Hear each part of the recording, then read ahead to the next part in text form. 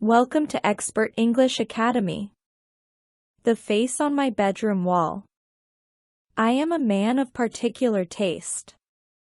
My alarm is set at 6:28 a.m. because 6:30 doesn't give me enough time to massage the salt into my morning egg.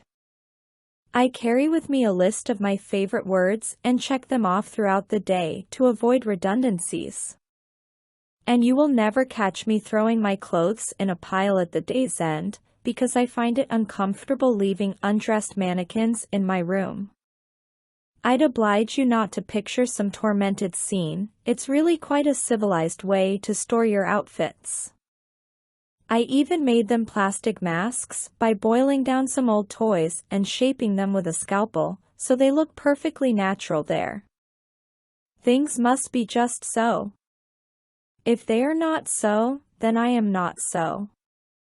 My wristwatch broke once, and I didn't leave work until 3 in the morning. I physically hurt trying to tear myself away while it only read 4:52 p.m.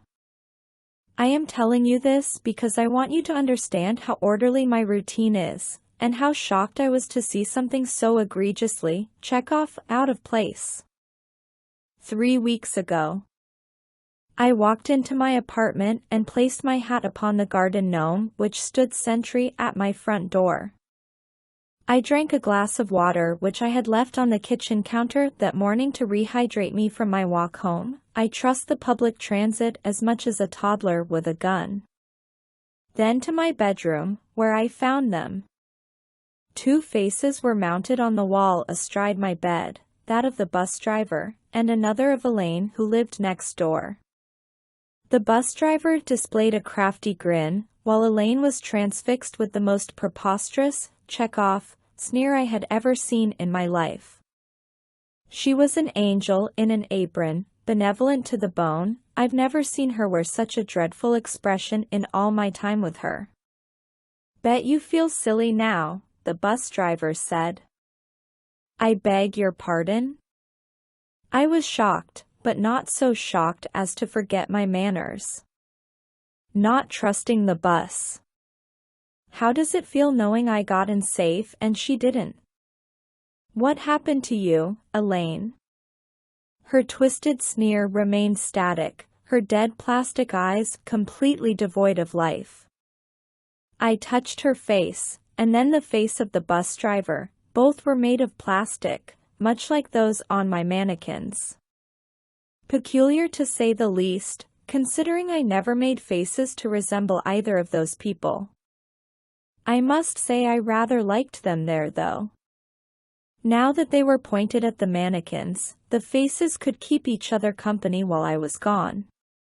2 weeks ago. Elaine is dead. I believe that's the most important fact to address first. She struck her head on a concrete pillar after tumbling down nearly 2 flights of stairs. I never saw her, but the landlady was kind enough to show me pictures she snapped with her cell phone. She shows me all the strangest things. I suppose she doesn't think I judge her because of my own eccentric tastes. She's wrong, but I wouldn't say it to her face. Elaine's grotesque sneer was identical to the mask above my bed.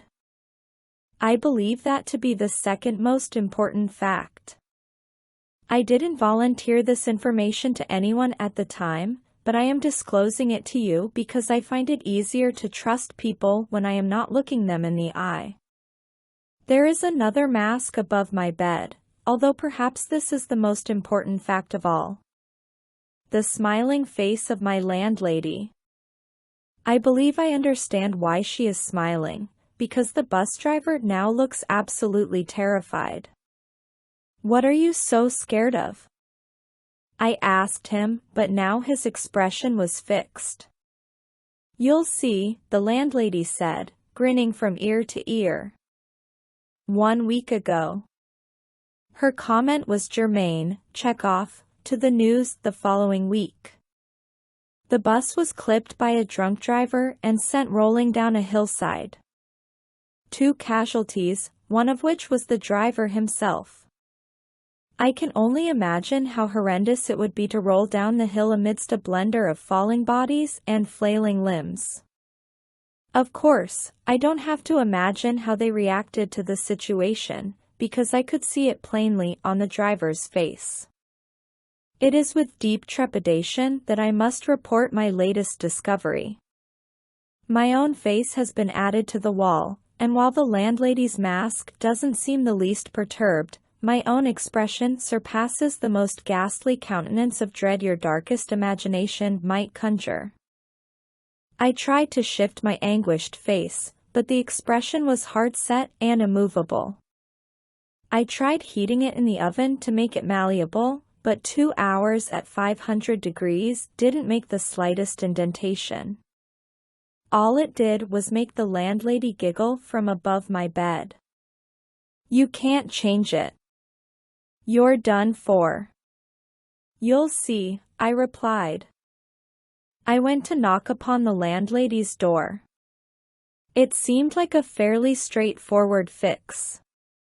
Once her real face matched the mask of terror I saw in my own, then my face would be able to smile again. She opened the door and invited me in. I let her serve me tea and introduce both of her cats in a sing-song voice as though they were the one talking. "And they call me the crazy one." I considered waiting for her back to be turned, but I had to make sure the expression really captured her impending disaster. It wasn't as easy or as pretty this way, but I knew the second I laid the knife upon the coffee table that it would pay for its trouble. I cut her in 8 places, an even number so she could rest in peace, saving the killing blow until the moment her face was the perfect contortion of distress. It seemed like an awful mess to leave for the cats, but I heard they take care of that sort of thing in time. Last night. Her face is still on my wall. And it's still smiling. The police arrived faster than I thought they would. That's the problem with apartments, thin walls. Always some nosy neighbor poking their nose into something that isn't their business. I supposed I should have hid the body. It's not a matter of legal repercussions. They questioned me, but didn't have any evidence in my direction. It's just that when they found the body, it was doubtlessly sent to a funeral home. There they would modify the face into a more comfortable site for her open casket, which I can't imagine why a woman of her appearance would have requested before her demise. Her body was out of my hands now, and her face was still smiling. My mask, however, remained locked in its grisly scream.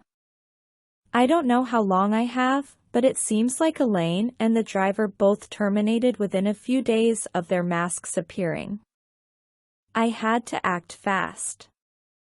I tried to make another plastic mask to match my own, but my damn hands kept shaking. That's what happens when you mess up your routine, things begin to fall apart. I couldn't get even a passable likeness of myself. The only remaining option, one I had considered, but pushed to the back of my brain as a last resort, now stood stark and alone.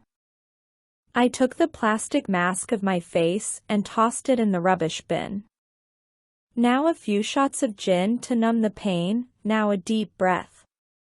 And in goes the knife.